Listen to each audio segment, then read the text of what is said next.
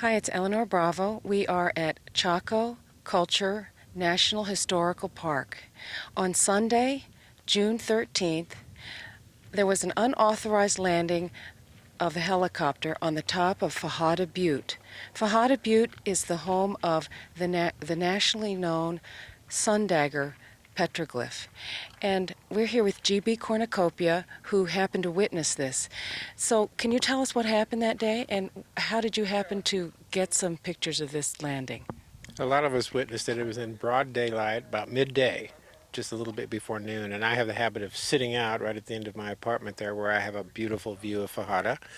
Whenever I do that, I take my camera, and there it was. He came into the park, a low flyer, started circling Fajada, and I knew that he was doing that, certainly, and I just kept taking pictures.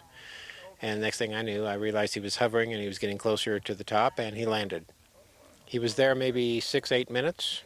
I went into video mode and started taking movies. I got 3 different films of him while he sat there, and then the third one when he took off. So you had no idea who this person was at that time? No, it was totally unauthorized. He had not called ahead. He did not have any kind of legal reason to be there or authorization. It was a surprise to everybody. So why is this so serious? Why is this so astonishing? Well, in terms of flyovers, all pilots know that they're supposed to stay away from certain areas, or at the very least stay at a certain minimum altitude. And he was way below that. Any pilot worth their salt would have known that this was a restricted area. It's restricted for many reasons. It's restricted because certainly when you buzz around these places, you interrupt the visitor's experience. But also there's a lot of fragile sites. You mentioned the Sundagger, one of many sites up on top of Fajada Butte. We don't know what kind of damage he did, and that's what we'll have to find out. So you subsequently found out who this person was? Yes, we did. Who was it?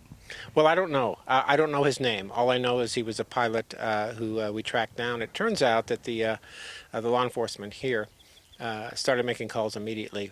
Many pilots, especially government pilots, all have GPS units in their vehicles that are recording everywhere they go.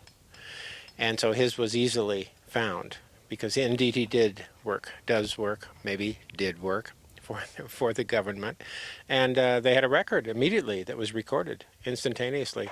He flew from here up to Farmington, went to lunch, and while he was at lunch, got a call from our law enforcement ranger. So what did he say? Well, he gave some kind of story that he wasn't positive it was restricted space. He was supposed to make what's called a pinnacle landing as part of the requirements for his new job and things like that, but none of it washes. He fully had to know. If he didn't know that he was in a restricted area, he has no business being a pilot. So when will you know if there was any permanent damage done to this fragile location? We have to go up there and assess the impact. And that's not so easy because it's not a very well visited site. We don't go up there very often. And so it will be hard to maintain any kind of damage that he may have done as opposed to what the weather's done in the last few years. But we need to go up and take a look. In fact, this is a highly restricted site. Is that not true?